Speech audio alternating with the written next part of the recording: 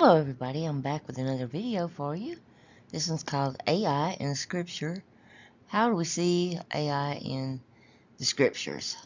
I think it's all over the place, and we just kind of have to start looking really deep and looking at the terms in modern language as well as in the ancient language meanings. When we look like at Psalms 115, we can see their idols are silver and gold, made by human hands.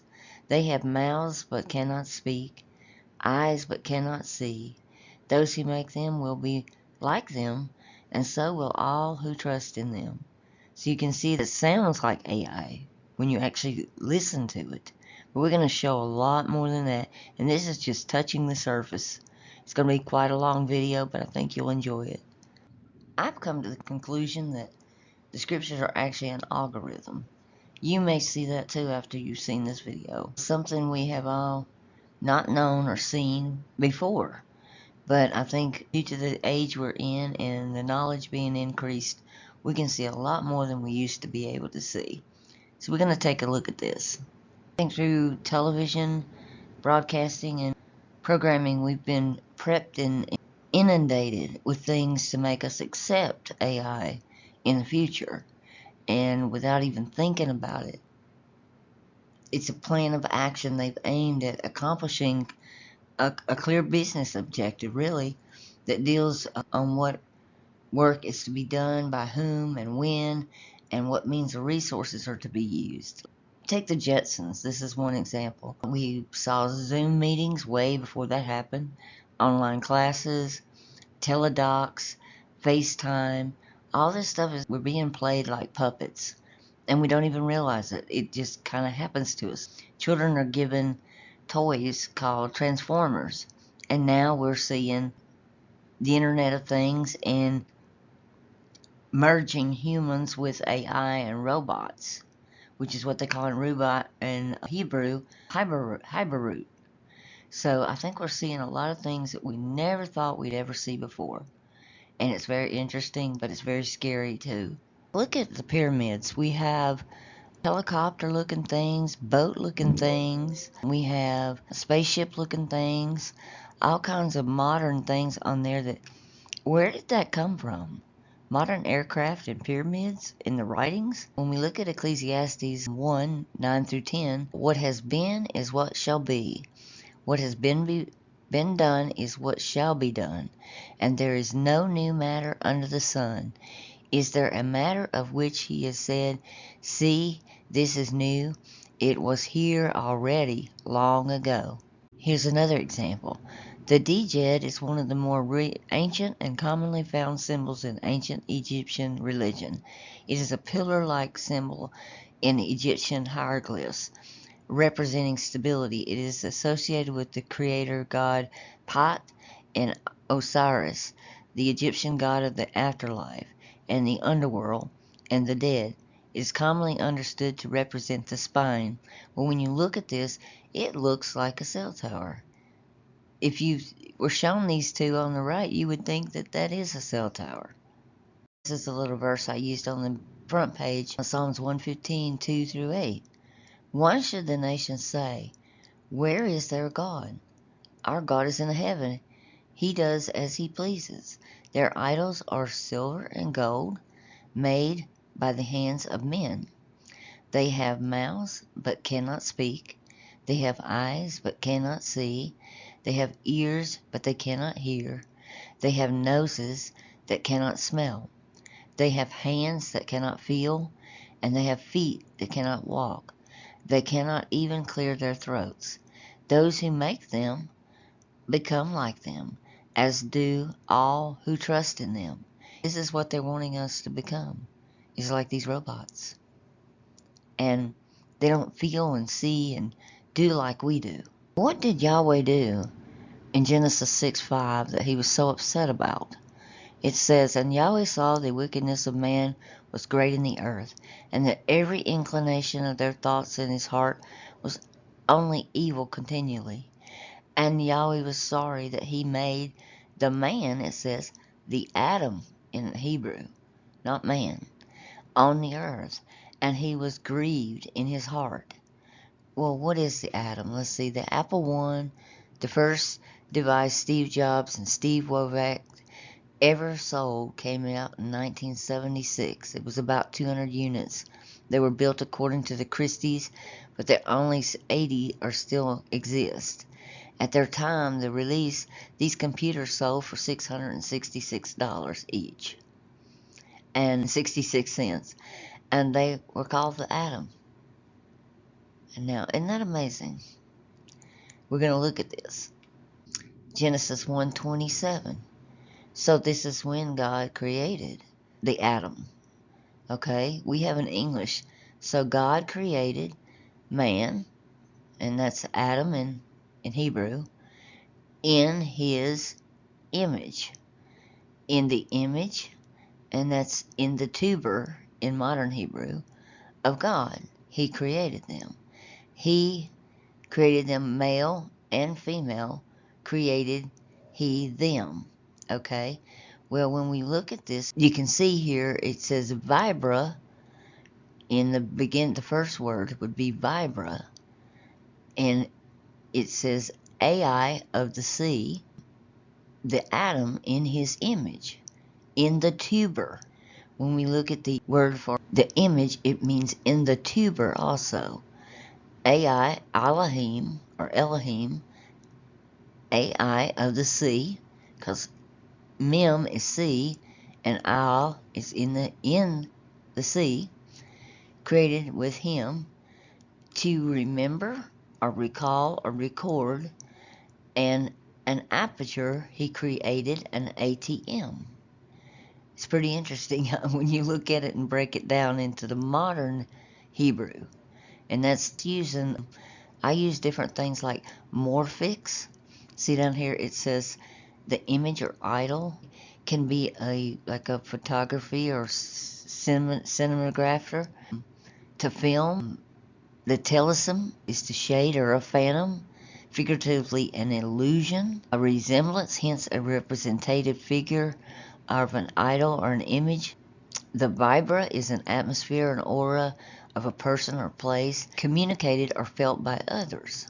And you can see here there's a little atom computer, and we have the generation of the computer, the vacuum tubes, all this stuff that we're mentioning here in the tuber. This has to do with computers.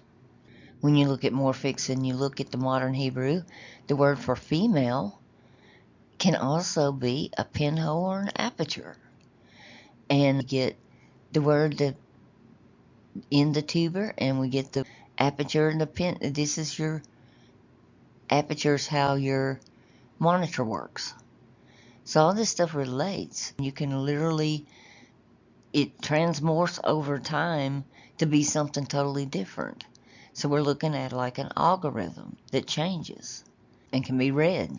Genesis 11, we're looking at this happening now. Isaiah tells us that Yahweh tells the end from the beginning of things that are not yet done.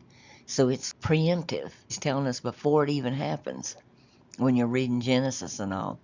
Well, when we look at Genesis 11:1, now the whole earth had one language and the same words. That's kind of what we've done today with the computers, because we have taken the binary numbers, created a language that all nations and all different people that speak different languages can understand now. And we can literally, with the click of a button, change Spanish to English, English to Spanish, Latin to German, whatever we want to do. It's like we built the Tower of Babel, basically. And for those that don't realize it, Yahweh's number is 666. It comes out to pi in Greek. And it's no mistaking that the internet, which is www in English, translates to 666 in ancient Hebrew, because it's a va. You can see here its numerical value is 6. You'll see this on the monster drinks, the 3 vas. That's because Yahweh is the dragon from Revelation. His number is 666. And we get hints of this in the New Testament, even like Hebrews 9:1-10. I'm going to read here. It had indeed then, even in the first tabernacle, ordinances of service, also a worldly sanctuary. For a tabernacle was prepared, the first, in which was both the lampstand and the table, and the bread of the presence, which is called holy. And after the second veil of the tabernacle, what is called the Holy of Holies, having a golden censer, an ark of the covenant, overlaid round about with gold, and in it the golden pots having a manna and a rod of Aaron that budded, and in Greek it says tablet. In English we have tablet, but in Greek you'll see the word AI before tablet. The AI tablet of the covenant, and over it a cherubim of glory, overshadowing the mercy seat, concerning which we are not now to speak particularly. They weren't supposed to mention this. Like the AI tablet, they weren't supposed to talk about that yet. And these things have thus been prepared into the first tabernacle. Indeed, at all times the priests go in, perform services, and in the second, once in a year, only the chief priest, not apart from the blood, which he doth offer for himself and the errors of the people. The Holy Spirit is thus evident that not yet hath been manifested the way of the holy, the first tabernacle having yet a standing, which is a simile in regard to the present time.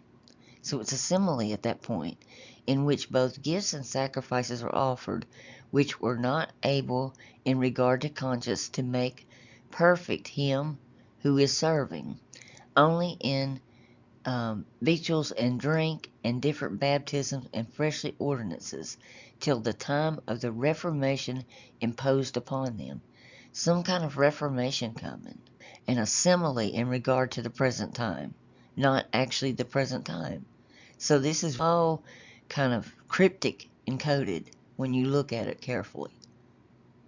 And we also have, in Matthew 24:22, mention of AI.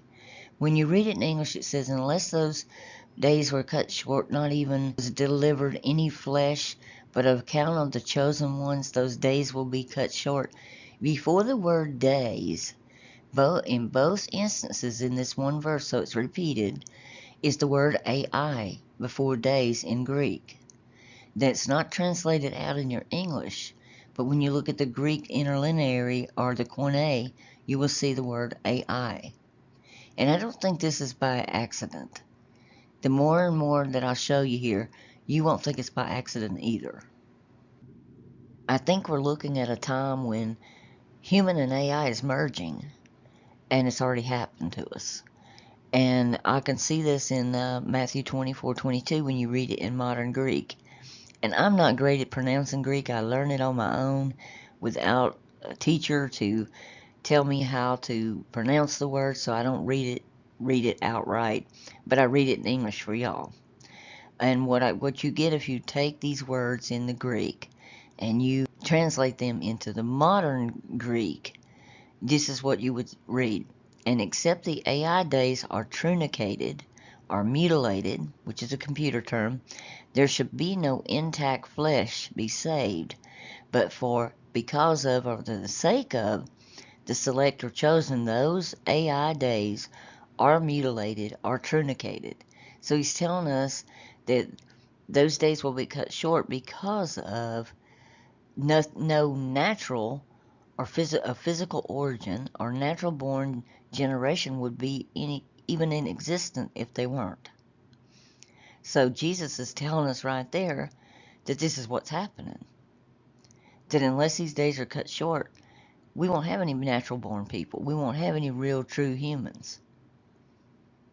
And when we look at Revelation 13:15, we have, and he had the power to give life unto the image of the beast, that the image of the beast should both speak and cause that as many as would not worship the image of the beast should be unalived.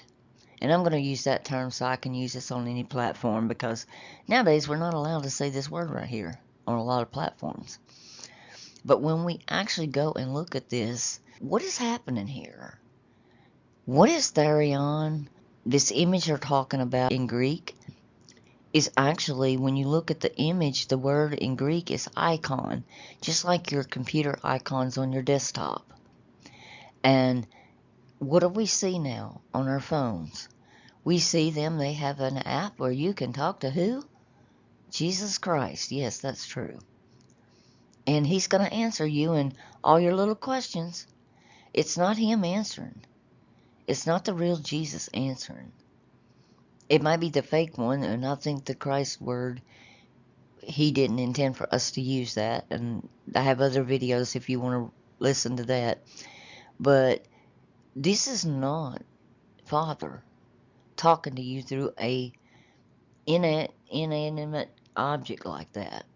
And it says, and given to him is granted the spirit of the icon of the beast or the Therion, and he will cause the icon of the beast or the Therion also to speak, and cause as many as will not prostrate or worship that icon of the Therion should be dehumanized or unalived.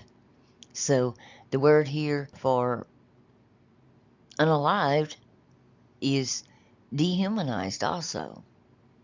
So what is dehumanization? To do away with humans. So we have to really start looking at this stuff very, very carefully and go a lot deeper than we ever thought we would have to go in order to know what's going on. I do a lot of extra steps of work to find this stuff just to show you. This actually came from AI, that I found out that that word could mean dehumanize. It came from Bing, Microsoft. But I go through about probably 6 of these translators that are AI and look at what they have. And you can't, I'm going to tell you, if you're doing it on your own, you cannot take the entire verse like this always and find anything. You usually have to break it down into a few words at a time or one word at a time to find other meanings and other things that are hidden in these verses. I take it word by word. I look at the etymology, what it meant in the first century, what it means right now in the future with modern language, and then I look at sections, then I look at sentence structure, then I put it all together and try to show y'all what I'm showing you now. And I think it comes from Father, because there's no way I'm smart enough to figure all this out. It took years, and I just wanted to share it with you because I think it's important, especially today, because I think we're living it right now. I think that we're probably in the little season. That's my opinion. I think that a lot of things happened in 70 AD, and we could apply it in ancient Greek to that, but we can also apply it today to being the little season. Another example from Hebrew, Isaiah 33:18 through 24. Your heart ponders fear. Where is the book we have in English? But here in Hebrew, it's Sefer. Where is the receiver? Where's the one who counts the towers? The lifted up towers, which are called migdals. No longer shall you see a fierce people, a people too deep or too profound, of a lip or language or speech to hear, of mocking or deriding tongue. No one understands. See, Sion, the city of our appointed time. Your eyes shall see Jerusalem, an undisturbed home, a tent not taken down. Its stakes were never removed, nor any of its cords broken. But there is a great Yahweh for us, a place of broad rivers, streams, in which no boat or oar or sail, nor big ships pass by. Our Yahweh is a judge. Our Yahweh is an inscriber. Yahweh is sovereign. He saves. Your ropes shall be slack. They do not strengthen their masts, and they shall not spread the sail. Then the prey of the great plunder shall be divided, and the lame shall be taken prey. Neither shall the inhabitants say, I am sick. The people who dwell in it is forgiven of their crookedness. So nobody's going to be forgiven. But when we look at this, the word Sefer right here, H5608, is used today as the word for algorithms. in modern Hebrew. And you can see it here in this machine learning books. When you look at the Hebrew, it's telling you that it is the word for algorithms. In cryptology, a cipher is an algorithm for performing an encryption or a de-encryption, a series of well-defined steps that can be followed as a procedure. An alternate, less common term is encipherment. An encipher is in a code or convert information into a cipher or code. It is common parlance. Cipher is synonymous with code, and they're both set into steps that encrypt a message. However, the concepts are distinct in cryptography, especially classical cryptography. So they're basically telling you this is what they do, that it's an encryption or an algorithm of the future, which we have written in the past. Pretty intense when you ask me. Of course, that's with my little feeble brain. It seems very intense. Make no mistake, who's responsible for this scary mess? It's Yahweh. Okay, because this goes well beyond what we can think about. It's like your heart ponders fear. Where is the sefer or the algorithm? And where is the receiver? What is receiver in Hebrew? The NIS. Well, what is the NIS? Today, if we look at the acronyms for NIS, it is the passports that we've had to come about lately. The NIS card, which is your national identification, issued by the government for what? You can see it right here. I'm not going to say that word because I don't want to get popped here. But where is one who counts the towers? The uplifted towers. What are migdals? Oh, what we see all over the place now. Constantly. I think I've got 174 within a 2-mile radius of my home of these. And they're not good for us either. They're not good for our bodies. But they don't care. I think we're living the actual Revelation 15:2 right now. It said, I saw like a sea of glass, something similar to a sea of glass, or from glass that's transparent, like what we look at on a computer screen, mixed with pur or fire, specifically lightning, and pur is the Greek word, and those overcoming the beast and his icon and his mark and the number of his name, the internet, 666, www in Hebrew, standing on that sea of glass, and they were holding with harps, guitars of the supreme divine, which is Theos, and it's a 2316, and we're standing on it, we're making it to stand, to set into place of balance, and to continue safe and sound. So I think that we are actually using his tool in order to survive and to tell the truth about Father in heaven and the real Jesus. And I know this sounds crazy, but we're in a different time, people. We got to really dig deep. When we look at this in modern, it's exactly where we are today. And people don't even know it. This Alasa, or the sea of the glass sea thing, also I found that in radio modules. 2.4 gigahertz is an electronic component. I just wanted to mention that besides being a sea of glass, that word is also used today for that. This little thing right here that goes into as a radio component. But I just wanted to mention that. I don't think it's that. I think it's the computer screen. Okay, here's the main breakdown in case you wanted to see it of every word, that I went through here. This is what I got in English. And I saw by way of the Thalassian, which is a salt-seer wireless controller, a thing that is translucent like a clear substance of degenerated connective tissue mixed with lightning or purr, and they're defeating EC from out of the beast.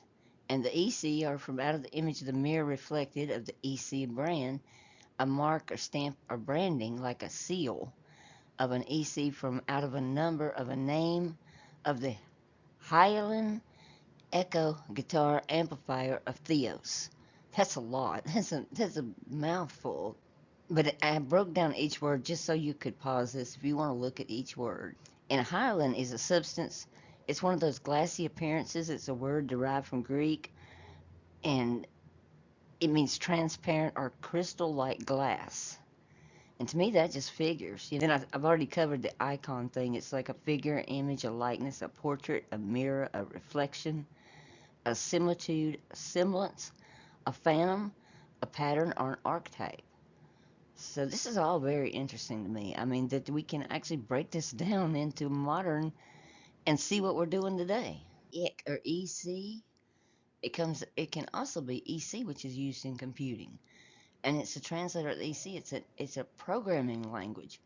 A programming language adding object-oriented features, dynamic modules, and reflection to the C, Amazon Elastic Computed Cloud.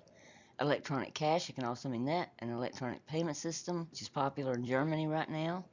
Evolutionary compilation, computing that utilizes evolution of an automatic find solution to formally defined problems.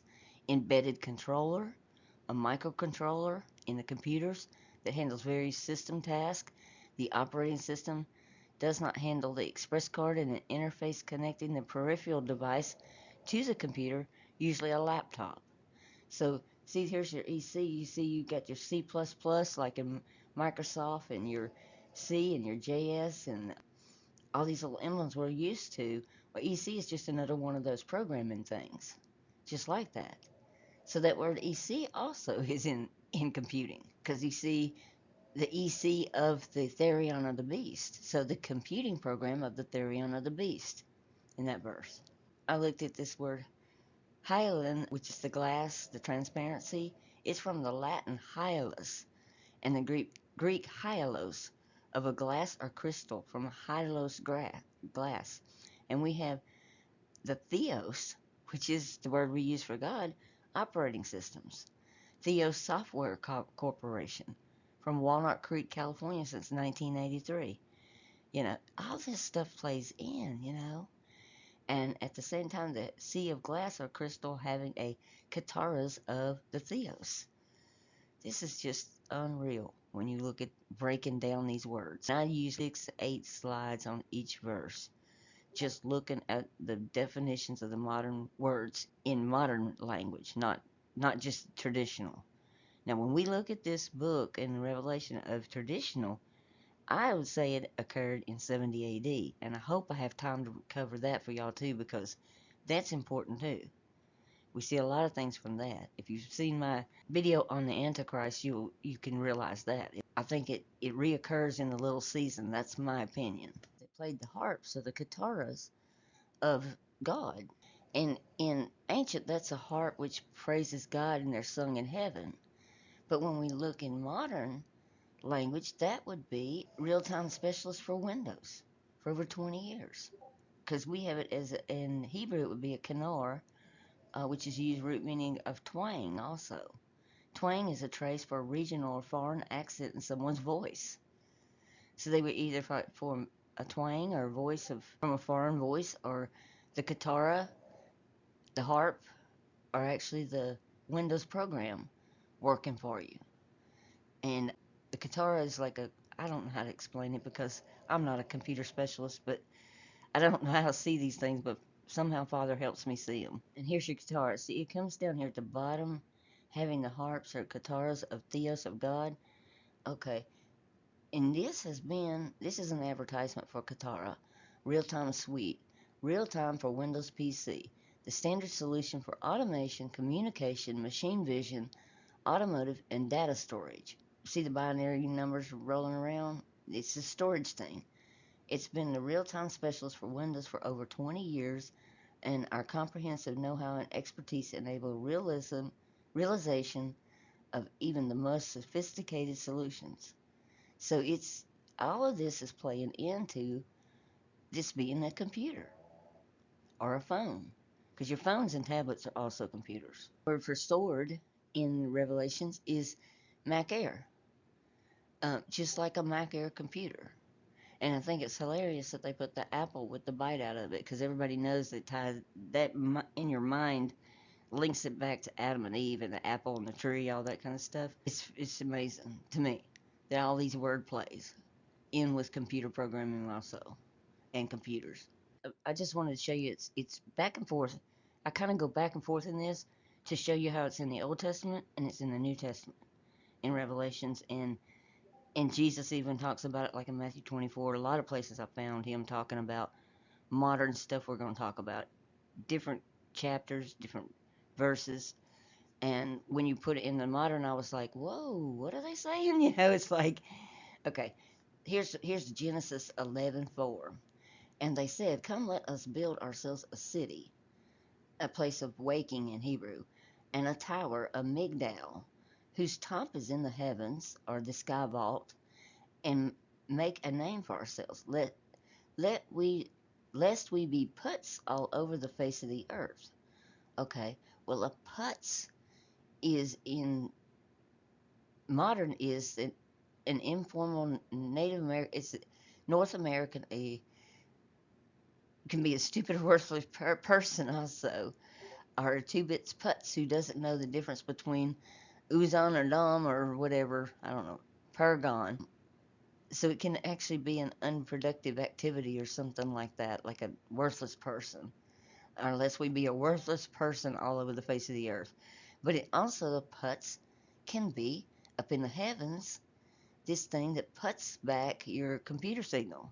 And amygdala, these are in your computer towers. Amygdala is a tower. It'd be the same thing. If you look up amygdala, you're going to get these components coming up. It's a dial-in board or amygdala or head control for your computer. The verses in Revelation, it exercises authority of the first beast in the presence and makes the earth and its inhabitants worship the first beast whose mortal head wound was wounded. It performs great signs and makes fire come down from heaven, or your computer cables come down from heaven, your to the earth in front of people. Well, it puts an image in front of us. And by signs it is allowed to work in the presence of the beast. It deceives those who dwell on the earth, telling them to make an image or an icon. These little things down here where you press on your computer to go to like your Windows tab or your Pictures tab or whatever. For the beast that was wounded by the sword of the Mac Air computer. That's the way I look at it because that's pronounced Mac Air. And yet lived. And it was allowed to give breath to the image of the beast, that the image of the beast would even speak and might cause those who would not worship the image of the beast to be slain. It also causes both small and great, and rich and poor, both free and slave, to be marked on the right hand or the forehead. I mean, it's pretty amazing how this ties in. Yeah, through pictures, so it makes sense. Like, here's your per cables. These are the things that run into your house that bring your internet and your TV and all that stuff. And the icons, you can press on any one of those. Let's go buy at Amazon App Store. Let's go to the Microsoft Store. Let's go to the Google Play apps. Same word. And there's your Mac Air, your computer. When you look at this Mac Air book, it's like when you look at Thayer's, it's a large knife used for killing animals or cutting up flesh, a small sword as distinguished from a large sword, curved cutting stroke, a straight sword for thrusting. Um, and also like in Genesis, it says that Yahweh didn't want them to take from the tree of life lest they live forever, just like him. And it's like, what did he put in front of them? A flaming two-edged sword. And our computers are kind of a two-edged sword. We can use them for Father, for good. We can use them for evil. It depends. What do we want to do? Do we serve Father in heaven, or do we serve the evil one here on earth? It's our decision. But it's still a sword that we can be used for good or bad. And much like the words of the the Bible can be used for good or bad too, because I think much the Old Testament is just evil.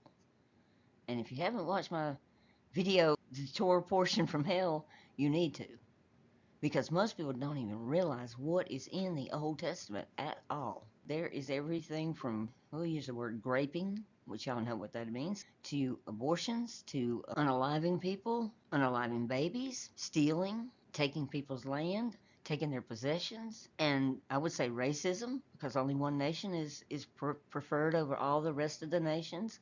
This is a total different thing than what Jesus taught us. Some of this seems repetitive, but I'm just showing because icon in Greek is an image, figure, or likeness, like I said.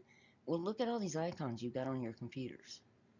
You can do all kinds. You can play games. You can message people. You can do music, work on your computer, buy apps, all kinds of things. And how many times do we use these things? Daily. It's nuts. This is funny. You talk about, he was wounded by the sword, but yet lived. It says the Apple Microsoft tech war reigns for the new era. Microsoft Windows 11 declares war on Apple by bringing something. It's like an article. Who fatally wounded Microsoft? Bill Gates. Mac Daily News. This was in 21, and this one was back. That's in 21. I can't remember what year this one was. But when we look at this www, this World Wide Web, it's the ba in Hebrew, a 6. So when you look at this, it's 666. And there's your rope, there's your chain, your mouse. And you're all connected. Here's your world here. We're all connected to it. And it's ruling this planet right now. I have to be careful what I say here. I don't want this to get thrown off. So I'm going to let you read some of this. But Revelation 13:7, and no one could buy or sell unless they had the mark or stamp that is the name. Okay, look at that name right there.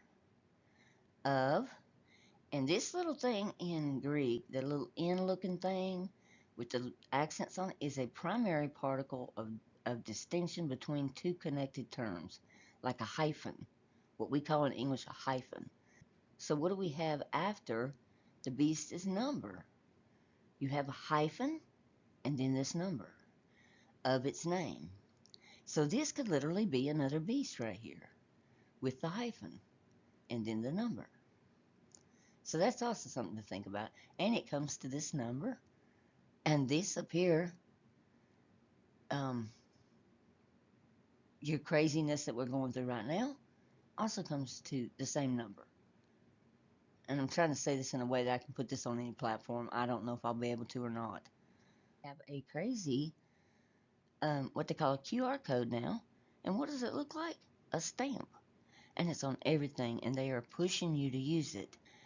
Get an extra discount if you scan this with your phone.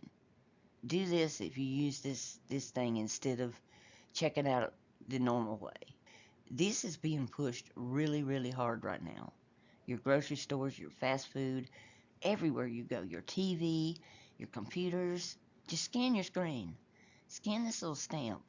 Everything will be fine. Don't worry about it. It's basically how it feels to me. I feel suffocated by all this right now. I don't know if y'all are, but I am feeling suffocated by the modern tech AI stuff. It's daunting and it's scary. There's no other word for it really. We literally have an augmented reality. It's an interactive experience of the real world environment where the objects that reside in the real world are enhanced by computer generated perceptual information, sometimes across multiple sensory modalities, including your visual, auditory, hepatic, so, somatosensory, and olfactory. Are inundated with this stuff. Here's another one. Scan this little thing on your phone, explore the escalating conflict in your browser, or scan the QR code with your phone to launch the experience in an augmented reality. Yahoo's inviting you into this augmented reality. See more Yahoo's immersive stories. We're caught in this. It's a trap. It's like a prison cell. And the word for pit is spalatia.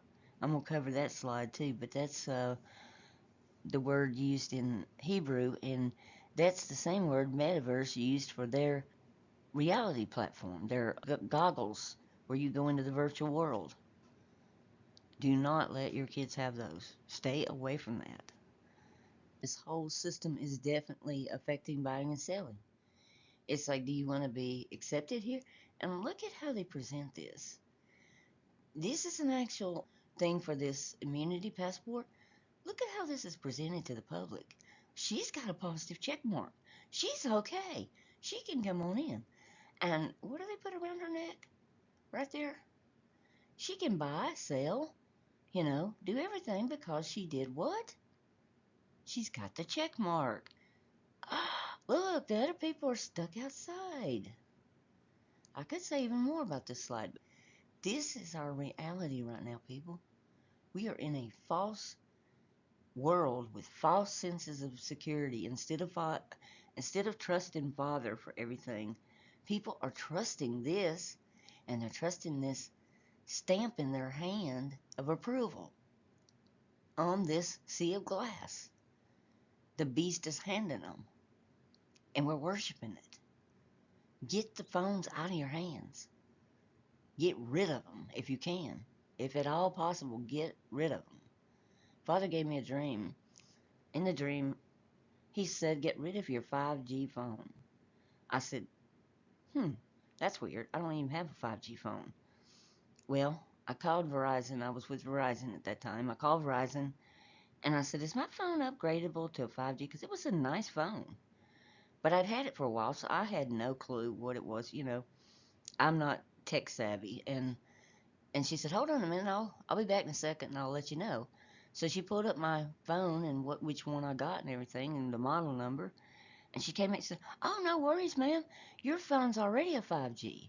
All you have to do is bring it in, and they do something to it, and it upgrades. And you probably didn't have to bring it in. They can probably do it remotely. And oh my God, it was like that phone was a venomous snake in my hand. I turned it off and I never turned it back on from that second on, because that dream was so real to me that I just couldn't get that phone out of my hand fast enough. And they called me or something about the bill. I said, what bill? I'm not paying you anything. And I'd already had a weird incident. I was online on my PC, not my phone, and looking at something on Facebook. And I have allergies, and I use natural honey. Well, I was out of natural honey that day. My nose was messed up. I said, well, I'll run to Kroger's and get some honey. Well, I paid cash for the honey, and I came back. There were honey ads all over my Facebook, and I went, what the heck? Now, somebody said it's because I used my Kroger card. I don't know. But the whole thing is just creeping me out. It's like they know everything about us from point A to point B. And then the dream from Father, and it was like it was a coiled up cobra in my hand, and I just couldn't get rid of it quick enough. And everybody thought I was nuts. They were like, how are you going to survive without a phone? I said, I don't know. I guess I will. And I've lived without it now for years, ever since I had that dream. And actually, it's really, when I go, I'm sick a lot, so I spend a lot of time in doctor's offices, unfortunately. But when I go and sit in a waiting room or at a restaurant or anywhere, everybody is on their phones constantly. They don't even look at the person they're with. They're not communicating. They're sucked into that glass world, and they don't even know it. They're not living. They're prisoners. They're prisoners to that little bitty thing they're holding in their hand. Here we have it in Revelation 13:16. And he caused all, both small, great, rich, and poor, free and bond, to receive the mark in their right hand or in their foreheads, fronts, risers, or metapons in Greek, and this is a chiral, and I'm going to explain that later too. When you look at the word for mark, it's G5480. It's a stamp or imprinted mark. What does this look like? In my mind, it looks exactly describes that. And like I said, this word right here comes to 666. So who knows? It's just kind of an eerie coincidence, if nothing else. And it dang sure did affect buy and sell. This is New York, requires you to be, you know what, against the vidi, to enter a business. And you couldn't even go eat a lunch in that city unless you had this. So it is kind of suspicious. I mean, that is, you have to admit that's kind of weird. The name of the beast is Therion. That's what the beast is in Greek, is Therion. And if you go back to Genesis 1 and look at the Greek Septuagint, you will find that it is Theos in Genesis that creates the Therion. When you talk about the Old Testament being evil, it's that God that they say is in the Old Testament that creates the beast, the Therion. So this all ties together. But look what I found. I was just fiddling around using these words and seeing how they connected to modern things that we're going through right now. And I typed in Therion plus, with a plus sign, plus this word right here. And look what pops up. The actual thing itself. And it's from the Worldwide Science Organization. But it's called this right here. Sample records for Therion produced jibby jabs. And they actually have it printed on there.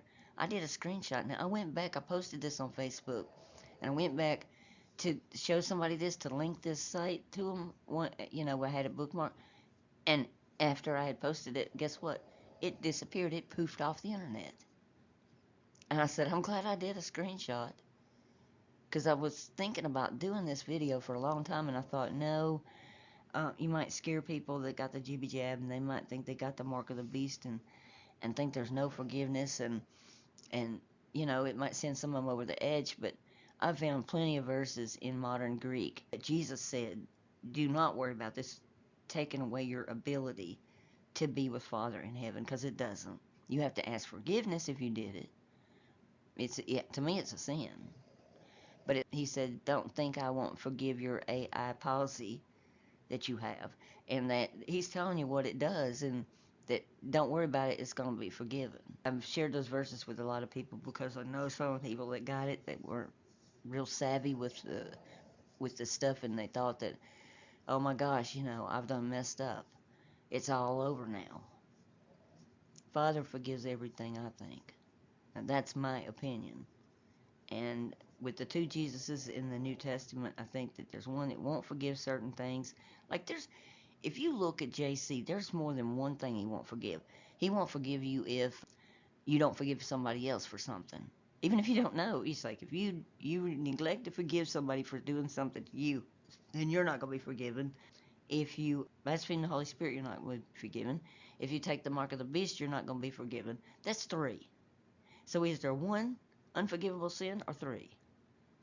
I think we really have to be thinking. Logos is the logic of the word. So Jesus was actually the logic within the words. Father gave you a mind. Use it. Father, he loves you. He came for the entire world, not one race, and he loves every one of us. And he's not judging like we think. Even Jesus said, I came not to judge the world, but to save it. But they hear, there's 2 voices in there, and they hear the wrong one. And I don't know how to turn that around, but just lots of prayer and try to show people what we've been showing. That's all I know to do. But I think the Therion is a bad thing, and I think that it's here to harm us and not help us, and just be careful.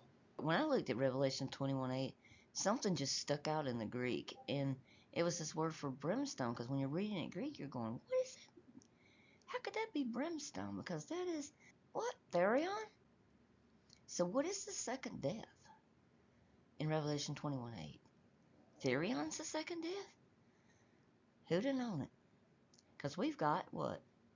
Brimstone. Brimstone. And here it says Therion may refer to, in Greek, to sulfur, or it can refer to the divine theos. Either one. This came from Wikipedia.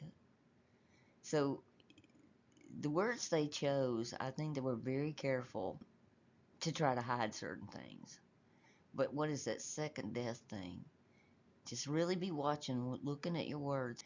If something just nags at you about a verse, I've said it 100 times on my videos probably, that the scriptures are like crayons. They're broken, but they still color. If you can only read them in English, you're going to get a lot out of it in Jesus's words. Now, the rest of it, You have to decide for yourself. I decided the Old Testament was evil, but I only accept Jesus' words only. That's what I accept.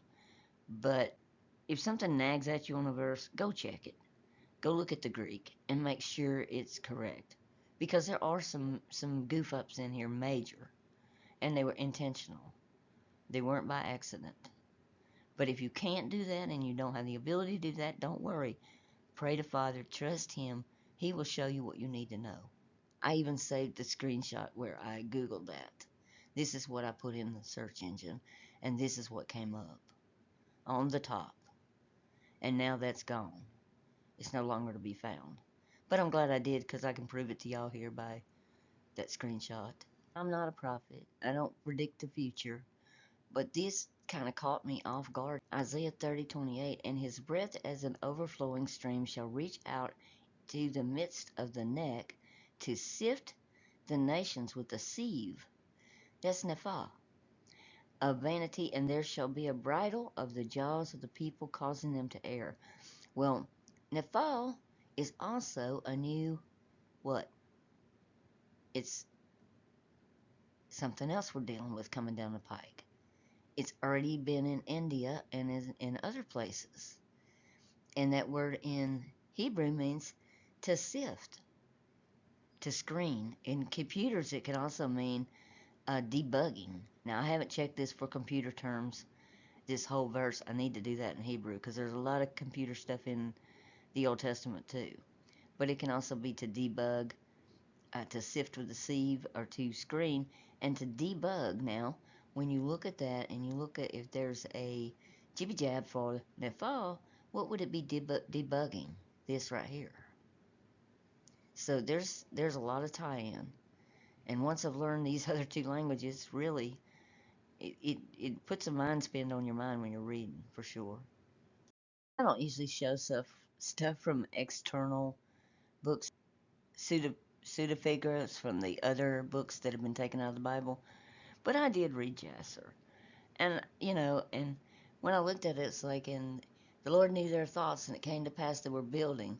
They cast their arrows toward the heavens, and all the arrows fell down upon them, filled with blood. And they saw them, they said to each other, surely we have slain all those in heaven, for this was from the Lord, in order to cause them to err, and in order to destroy them from off the face of the ground.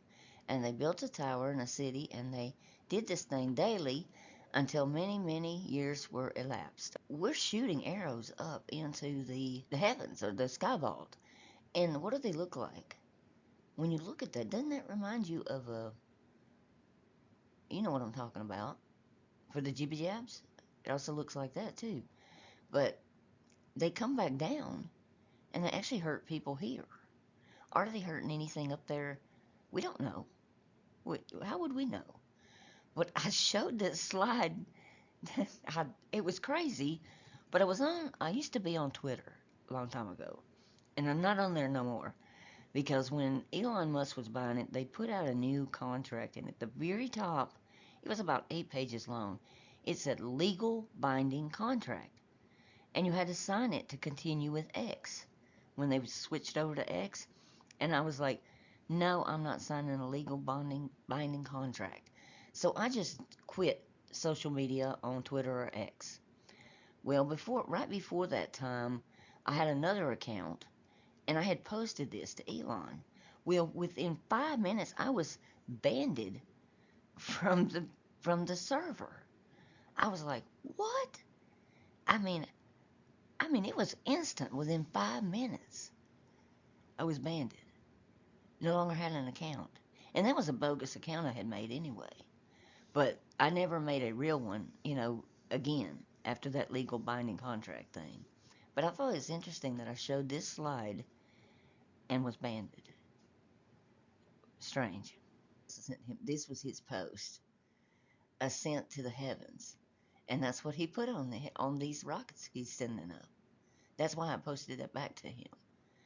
And when you look at this word for voice, in Hebrew, it's call, a voice, sound, or noise, the voice of an instrument, lightness, or frivolity, but it's also called like you would just call a friend on a phone. But I thought this interesting that he put that on there. That's the one I was posting back to him on. Ezekiel 9:4. And the Lord said unto him, Go through the midst of the city, and through the midst of Jerusalem, and set a mark upon the foreheads of the men, and sigh and cry over all the abominations that are being done in the midst thereof. Looking at the Hebrew, this is what I got. Yahweh said, These fetus embryo inside within the city, inside Jerusalem, and mark them with a computer character for their foreheads, for the people and the sighers and the mourners, and for the abominations to be made or done, and converted within it. And he will destroy the fetus inside the city of Jerusalem, making a computer character for people's foreheads, the groaners and moaners for the abominations being converted within. He's going to convert people by putting a mark on their forehead.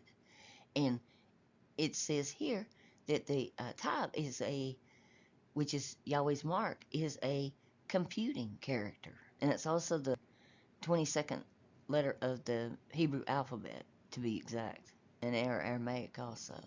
But this is what popped in my mind when I read this in the modern. And it has something to do with the fetuses and embryos. Here is the word I found for fetus. It's a var. When you look down here, it's a noun. It's a fetus or embryo.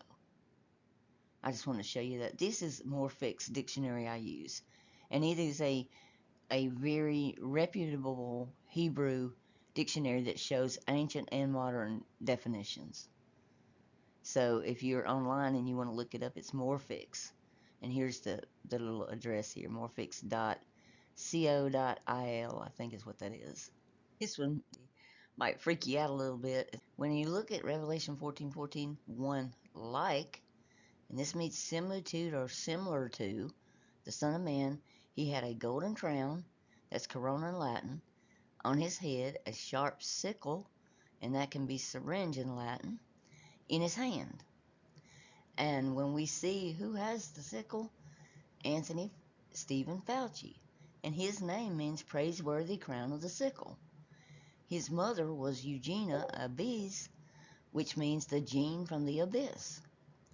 And it says in Revelation 18:23, and the light of the lamp will shine in you no more, and the voice of the bridegroom will be heard in you no more, and your merchants were the great ones of the earth. All the nations were deceived by your what? Sorcery. Well, when you look at G5331, the word for sorcery in Greek is pharmakia. Well, how does Munt's scripture dictionary define pharmakia? The employment of a drug for any purpose. So, to me, that's pretty simple there. And here he is, Fauci quoted in one of the press conferences with Trump. Science is, I'm going to keep pushing. He's not going to stop till everybody had, is what he meant. Till everybody had this. This is his family symbol, too. And what does that sickle look like? It looks like 3 Vavs, 666 in Hebrew. He's from Sicily. And y'all know that I think that the Jews were from Italy and Sicily. He is Sicilian. And I near about flicked my Dixie cup on this one. This was Chris Wallace on CBS, I think it was. He meets his match with Fauci, who closes down Fox Fools and their dumb conspiracy theories, is what the title was. They were talking about the jibby jab thing, and it being a conspiracy theory. Well, according to the conspiracy theorist on Stu Peters, they were talking about that it was done with the Hydra. Well, hydras are used in CRISPR technology. You can look that up online. I'm not saying anything that's nefarious or anything like that. But how they do it, they clone these hydra, which cannot be killed. They're a protozoal type being that's in water and stuff, and they're like an earthworm. You know how you can chop an earthworm up and parts of it'll keep wiggling and living, and you'll have a shorter worm? Okay, you can chop a hydra up and it lives. Each part becomes a new hydra. And they use that in CRISPR technology, which is gene modification.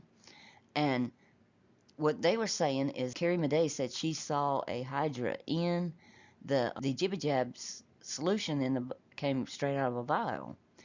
And then when Fauci's on TV, they're giving a man one of the jibby jabs in his arm, and he's got a hydra on his arm. This is just uncanny. Now the hydras are predatory. They eat worms, insect larvae, small crustaceans, larva fish, and other invertebrates. They use their stinging cells to stun, entangle, or kill the prey before they eat it. Some species of hydra have been even known to sting fish to death. Here's Carrie McDay's thing. And see, here's Chris Wallace meets match with Fauci, who closes down Fox Fools, which is Fox News, and their dumb conspiracy theories. And he's showing this on the screen, and I'm like, it's like they're mocking us. And when you read in Revelation 9, they have tails and stings like scorpions, and their power to hurt people for 5 months is in their tails. For the power of the horses in their mouths and their tails are like serpents with heads. It has multiple things. It has a head, and by means they wound them. And here's the scientific stuff, and you can look this up. I put this. This is from livescience.com. But you see, these are the stinging cells are on these tentacles that stick out their tails, and this is their head, and this is the foot down here. So it's like a little being of itself. But it says a new study finds hydras, spindly freshwater polyps, can live seemingly forever without aging. Unlike most multicellular species, hydra don't show any signs of deteriorating with age, according to new research published December 7th in the journal preceding the National Academy of Sciences. That's where that came from. I started my original experiment wanting to prove that hydra could not have escaped aging. Study researchers Daniel Martinez at Promonal College biologist said in a statement, "My own data has proven me wrong twice." And they're a group of invertebrates that look like a tube with tentacles protruding out one end, and they grow only about a fourth of an inch and are long enough to eat even the tinier aquatic animals. Hydra are known for their regenerative capabilities. Like I said, you can chop it up and it'll still live. Most of their body cells are stem cells. Martinez said these cells are capable of continuous division and differentiation into cell types in the body. In humans, such as totipotent cells are present in the first days of embryonic development. Hydra, in contrast, constantly renew their bodies with fresh cells. And what they do, you can freeze these cells, the eggs from these hydra, and if you keep them cold enough, just like they did the jibby jabs, when they hit the body at body temperature, they'll hatch out. So they could put eggs from genetically modified hydra into the jibby jab, stick it in you. Once it hits the temperature of the body, the egg hatches, and you have hydras all in you. I know it sounds crazy, but when Carrie Madej thought out that jibby jab solution and put it in her microscope, this is what she saw hatch out. This is what she saw was hydras. To me, it would be like putting a bioweapon in somebody. The fertilized eggs of the hydra have a tough shell or covering and form a resting stage over cold periods. They can probably withstand extreme temperatures of the vaccine during shipping. They survive through the winters and hatch out in the spring in the warm weather. They are being used in CRISPR technology to modify genetics of people. So if these are in there, then you probably have CRISPR technology in there. That's what scared me. Now, I took a lot of science because I became a registered nurse. And I was also, before I became a registered nurse, I was studying marine biology. So I was pretty familiar with this already, and I was like, man, this is scary. And like I'm telling you, back and forth between the Old Testament and New Testament. Isaiah 14:29. All you lustful Philistines, and Philistine means immigrants, don't rejoice at the rod of one who struck you is broken out for the serpent's root of the yesod shall come out forth a viper, and its fruit is fiery, like a seraphim, flying serpent.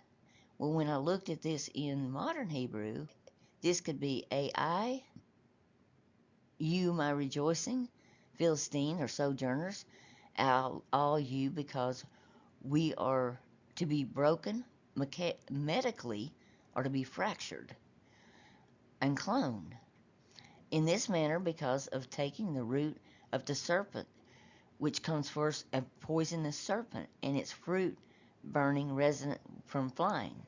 These words in modern play into this stuff. See, here's this word. When you look at these, you can to be broken medically, to be fractured, to break a crash or wave. And the other word here, to be cloned. It's very, very scary.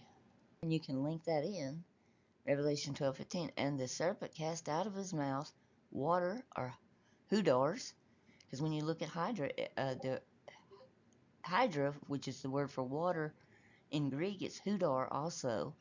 And a hudar is a water serpent. It can be a water serpent. It can be water or a water serpent. So they cast out of their mouth water or water serpent as a flood, and after the woman, and it might cause her to be carried away with the flood. So it could play into both. This is scary. And see, the Hydra Ubros, they take initial traits and characteristics of any other dragon type or dragon species. A Hydra is a separate dragon type because of its additional physical characteristics, the most common, which is multiple heads. And the dragon has 7 heads, and it's like you can tie this completely. It's crazy. In the etymology, it comes from the Greek myth about the Lenin Hydra, which is heavily connected to the marshland and water. Many dragons of the Hydra type predate the myth of the Hydra and come from the myths and legends of other cultural groups also. But you've had this dragon type figure in history all the way back, like even in India, you've got the 7-headed serpents. You've got dragons in China that have 7 heads on top of 7 horns on their head. All this links. It's very complex, but it links together. It was Yahweh that fell from heaven. It's in 2 Samuel 22:10.